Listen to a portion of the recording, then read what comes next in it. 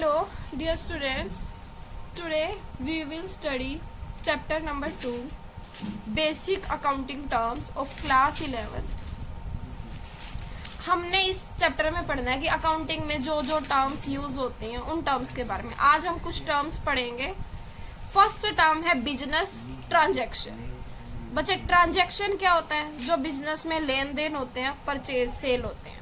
अब जो ट्रांजैक्शन होती है वो दो टाइप की होती है, एक बिजनेस ट्रांजैक्शन और एक नॉन बिजनेस ट्रांजैक्शन। जो बिजनेस से रिलेटेड है वो बिजनेस ट्रांजैक्शन, और जो बिजनेस से रिलेटेड नहीं है वो बिजनेस नॉन बिजनेस ट्रांजैक्शन। जैसे राम है, उसका अपना बिजनेस है, उसने बिजनेस के लिए गुड्स परचेज किए तो वो क्या है?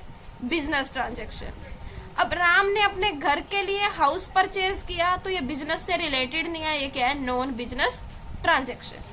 अब बिजनेस ट्रांजैक्शन भी दो टाइप्स की होती हैं, एक तो फाइनेंशियल जो मनी की टर्म्स में होती है, और एक होती है नॉन फाइनेंशियल जो मनी की टर्म्स में नहीं होती।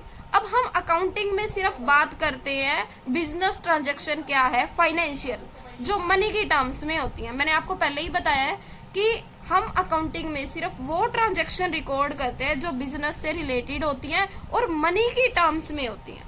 ठीक है, तो clear? Business transaction is an economic activity. Economic means जो मनी से रिलेटेड है, अर्निंग से रिलेटेड है।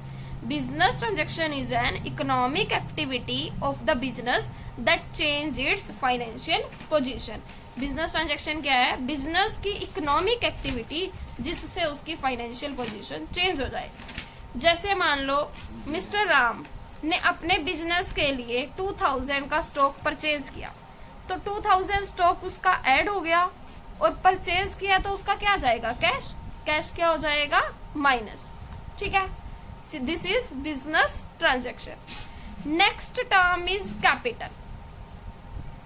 अब देखो, मिस्टर राम है, उसका अपना बिजनेस है, उसने बिजनेस स्टार्ट किया, बिजनेस में उसने 10,000 रुपीज कैश इन्वेस्ट किया।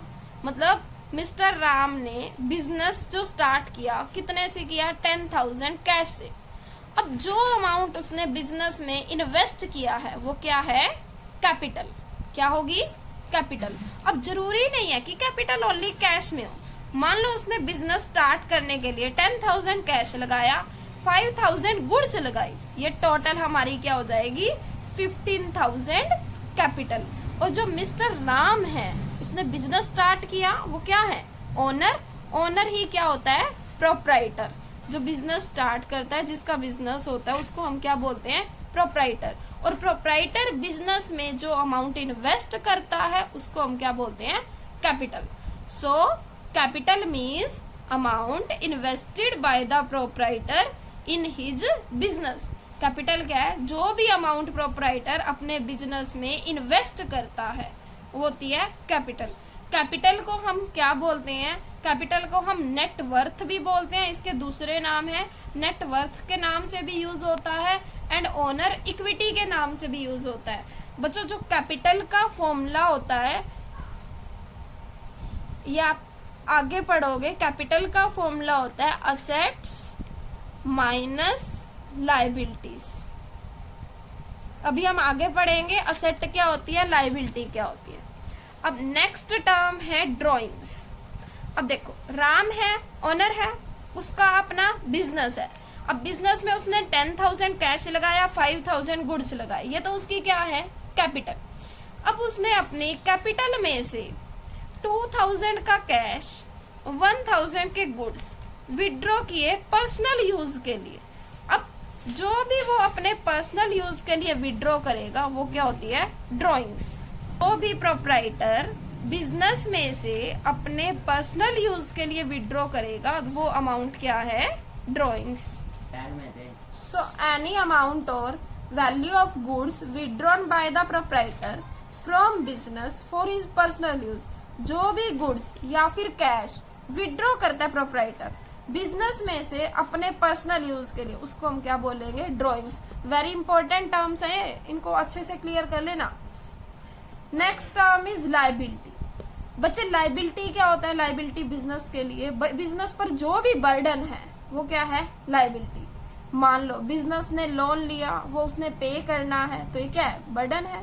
या फिर जो भी बिजनेस ने आउटसाइडर को पे करना है, जितना भी बिजनेस के ऊपर बर्डन है वो हमारी क्या है, बिजनेस की लायबिलिटीज। लायबिलिटी 2 टाइप्स की होती है, non current liability and current liability. Non current liability वो अमाउंट है जो बिजनेस ने पे करना है आफ्टर मोर देन 1 ईयर, मतलब जिसका टाइम पीरियड 1 या 1 से ज्यादा है, 2 और मोर देन 2 ईयर्स, वो क्या है हमारी non current liabilities. For example long term loan, मान लो बिजनेस ने लोन लिया 5 ईयर्स के लिए, अब ये 1 ईयर से ज्यादा है तो ये हमारी क्या है, non current liability. Next is current liability. अब the amount which has to be pay within 1 year, business ने जो भी अमाउंट 1 ईयर में पे करना है, 1 ईयर के बीच बीच में पे करना है, वो क्या है, बिजनेस की current liability. For example short term loans, मान लो बिजनेस ने बैंक से 7 मंथ्स के लिए लोन लिया, अब ये 1 ईयर से लेस है तो ये बिजनेस की क्या है, करंट लायबिलिटी। एंड क्रेडिटर्स, जब भी बिजनेस गुड्स परचेज करता है क्रेडिट पे तो उसने पैसा देना है तो उसकी क्या है, current liability. Next is asset. Next term asset which is very important in accounting. अब असेट क्या होती है बच्चे, असेट जो होती है economic resource of the business, business के इकोनॉमिक रिसोर्स, बिजनेस के जो भी रिसोर्स इकोनॉमिक है, like land, building, plant, machinery, जो कि हेल्प करते हैं प्रॉफिट्स अर्न करने में, वो क्या है हमारी असेट। या फिर आप शॉर्ट में करोगे, asset is the property of the business, business की जो भी प्रॉपर्टी है वो क्या है, बिजनेस की असेट। अब असेट को हम क्लासिफाई कैसे करते हैं, असेट 2 टाइप्स की होती है, non current asset and current asset. अब नॉन करंट असेट कौन सी होती है बच्चों, जो कि हम सेल के लिए परचेज नहीं करते, which are not for resale. हमने एक बार परचेज किया, हम उसको दोबारा सेल नहीं करेंगे, वो हमारी क्या है, नॉन करंट असेट, जिसको हम बिजनेस में यूज करने के लिए परचेज करते हैं, which are held for continued use in the business, that is non-current asset. And current asset क्या होती है बच्चे, जिनको हम कैश में कन्वर्ट कर सकते हैं विद इन 1 ईयर, मीन्स ये हमारी किस लिए होती है करंट असेट, रीसेल के लिए, जिसको हम रीसेल कर सकते हैं। अगर हम सेल कर देंगे हमारे पास कैश आएगा, मीन्स हम कैश में कन्वर्ट कर सकते हैं विद इन 1 ईयर, 1 ईयर के बीच बीच में। फॉर एग्जाम्पल स्टॉक, अगर हम स्टॉक सेल कर देंगे तो हमारा किस में, कैश में कन्वर्ट हो जाएगा। अब बच्चों नॉन करंट असेट भी 2 टाइप्स की होती हैं, fix asset and non current investment. Non current investment तो वो है जो बिजनेस जो है लंबे टाइम के लिए इन्वेस्ट करते हैं कहीं पैसा, वो है नॉन करंट असेट, जैसे शेयर परचेज कर ली है कंपनी ने। इसमें मेन इंपॉर्टेंट है फिक्स असेट। हम फिक्स असेट पढ़ेंगे बच्चे। फिक्स असेट कौन सी होती हैं, जिनको हम रीसेल के लिए परचेज नहीं करते, जैसे land and building, plant, machinery etcetera. अब जो फिक्स असेट होती हैं 2 टाइप्स की होती है, tangible asset, intangible asset. Tangible means which can be seen and touch, जिसको हम देख भी सकते हैं और टच भी कर सकते हैं, these are tangible asset like plant, machinery, land and building, furniture. And intangible asset which can not be seen and touch, जिसको हम देख भी नहीं सकते एंड टच भी नहीं कर सकते, these are intangible asset. For example goodwill, goodwill means जो भी बिजनेस ने रेपुटेशन अर्न की है, that is goodwill. And software, जो कंप्यूटर का सॉफ्टवेयर होता है वो भी क्या है, इनटेंजिबल असेट है। बच्चों एक टाइप की असेट और होती है फिक्टिशियस असेट। फिक्टिशियस असेट ये ज्यादा इंपॉर्टेंट नहीं है, इसको आप बाद में पढ़ोगे, आगे के लिए काम आएगी आपके। Next is creditors. क्रेडिटर कौन होता है, डेटर कौन होता है, वेरी इंपॉर्टेंट टर्म्स है जो अकाउंटिंग में यूज होती है। अब देखो मान लो बिजनेसमैन ने किसी पर्सन से, पर्सन है मिस्टर एक्स, उसको उससे गुड्स परचेज किए। क्या परचेज किए? गुड्स। और बिजनेसमैन ने मिस्टर एक्स को कहा कि जो भी गुड्स की वैल्यू है, अमाउंट है, मान लो 10,000 रुपीज है, मैं 3 मंथ्स के बाद पे करूंगा। मीन्स बिजनेसमैन ने मिस्टर एक्स को पेमेंट करनी है। मिस्टर एक्स हमारा क्या है? क्रेडिटर, जिससे हम गुड्स परचेज करते हैं। किस पे? क्रेडिट। इसने अभी अमाउंट नहीं दिया ना, अभी अमाउंट पे करना है। मीन्स इसको हमने क्रेडिट पे सेल की। क्रेडिट मीन्स क्रेडिट पे परचेज किया। मीन्स हमने उधार से पे परचेज किया। इसे बिजनेसमैन ने मिस्टर एक्स से क्रेडिट परचेज की। क्रेडिट परचेज मतलब उधार पे परचेज की, क्योंकि इसने मिस्टर एक्स को कैश पेमेंट नहीं किया। और जिससे बिजनेसमैन क्रेडिट पे परचेज करता है वो पर्सन कौन होता है? Creditor. Here mister X is our creditor. अब देखो, बिजनेसमैन ने क्रेडिटर को अमाउंट पे करना है, तो ये बिजनेस की क्या है? लायबिलिटी। तो क्रेडिटर क्या होती है? लायबिलिटी। कौन सी liability?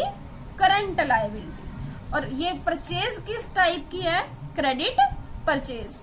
So creditor is a person from whom goods are purchased on credit. तो क्रेडिटर कौन होता है बच्चे? जिससे गुड्स बिजनेसमैन परचेज करता है। किस पर? क्रेडिट पर, उधार पे जिससे गुड्स परचेज की जाती है। नेक्स्ट टर्म है डेटर्स।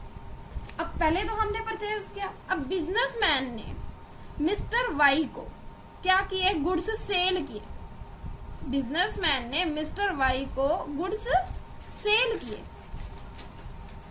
अब मिस्टर वाई ने परचेज किया। अब मिस्टर वाई ने कहा कि मैं 20,000 की पेमेंट जो है वो 4 मंथ्स के बाद करूंगा।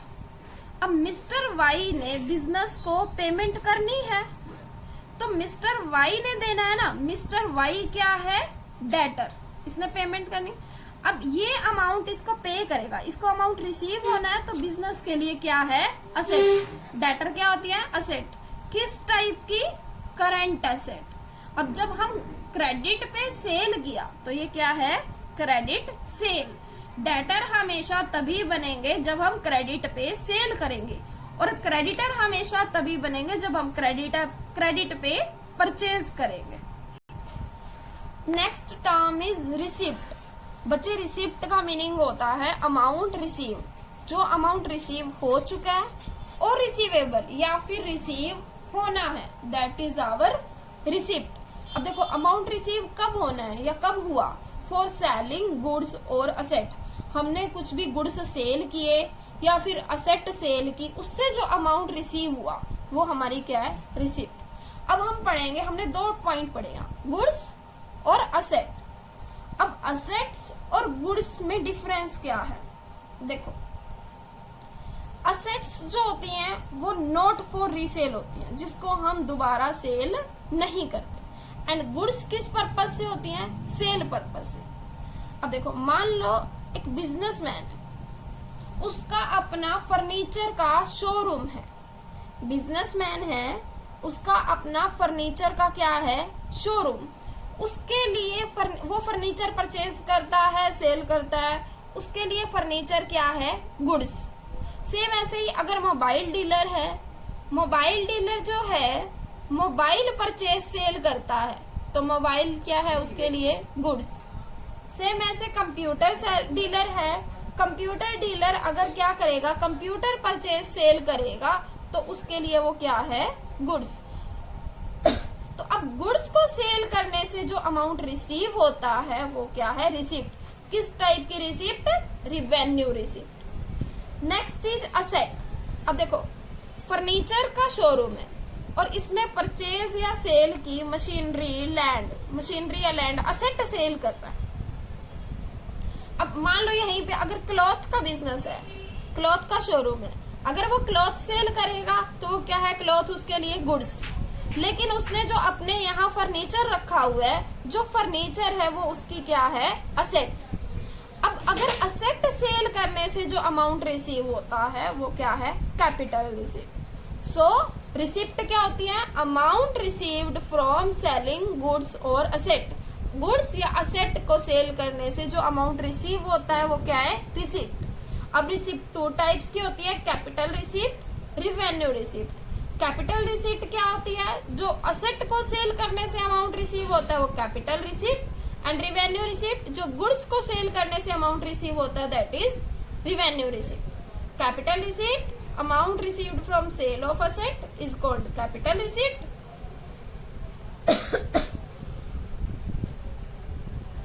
and revenue receipt is amount received from sale of goods is called revenue receipt. Clear? अब कल हम आगे नेक्स्ट टर्म्स करेंगे। आई होप ये टर्म्स आपको समझ आ गई होंगी बच्चे। इस वीडियो को बार बार देखना है क्योंकि ये जो टर्म्स है आपके लिए वेरी इंपॉर्टेंट है।